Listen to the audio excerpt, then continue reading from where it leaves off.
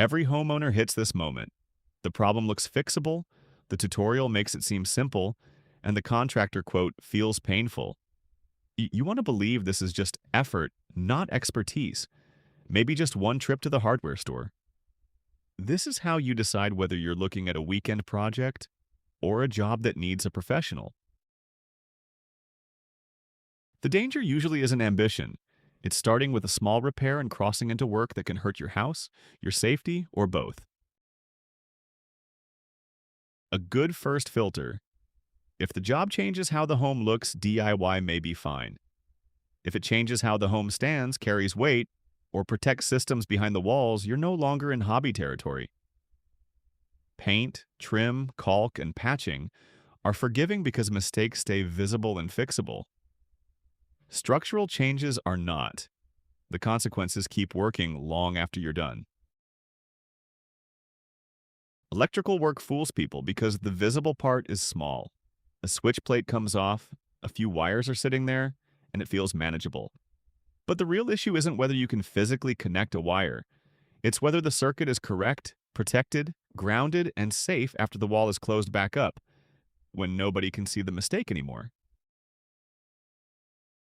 Replacing a worn outlet or light switch is a reasonable DIY job. If you shut off power, verify it's dead, and match the existing setup exactly. You're maintaining what's already there, not redesigning the system. The second you're adding a new circuit, extending load, or opening the panel, call a licensed electrician. That's where mistakes stop being annoying and start being dangerous. Plumbing rarely announces failure right away.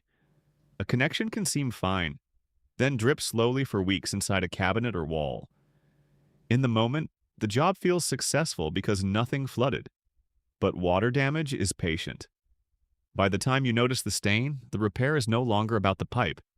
It's drywall, flooring, cabinets, insulation, and sometimes mold. Swapping a faucet or shower head is contained, visible work.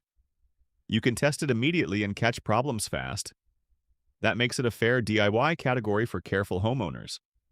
Moving supply lines, relocating drains, or doing anything near the main line is different. Once plumbing layout changes, you need the kind of precision that keeps one small leak from becoming a very expensive surprise. Anything load-bearing gets one answer: call a pro. If a wall, beam, post, or opening affects how weight moves through the house, there is no safe version of guessing. This is the shortest section in this video because the answer doesn't have exceptions. Now, the next filter. Even if you think you can do the work, are you allowed to do it without formal approval?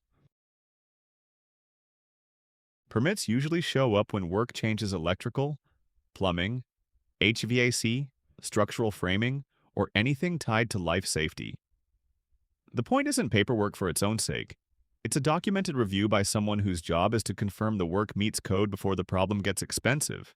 Unpermitted work can complicate insurance claims, stall a sale, or force you to open finished work so it can be inspected after the fact.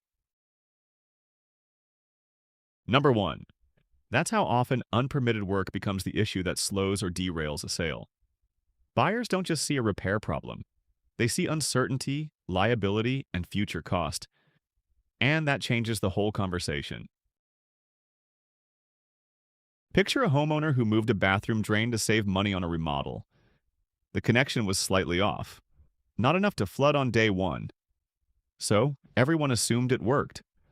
Months later, the subfloor is soft, the tile has to come up, and the repair now includes demolition, drying, a plumbing correction, and rebuilding the finished space. What looked like saving a few $100s turned into paying twice for the same bathroom, plus weeks of disruption nobody planned for. Ask 3 questions. If I get this wrong, can someone get hurt? Will a mistake stay hidden behind a wall, ceiling, or floor? Does this change structure or a major system? If any answer is yes, stop treating it like a confidence problem. It's a professional scope problem. Confidence helps you paint a room. It doesn't make risky work less risky.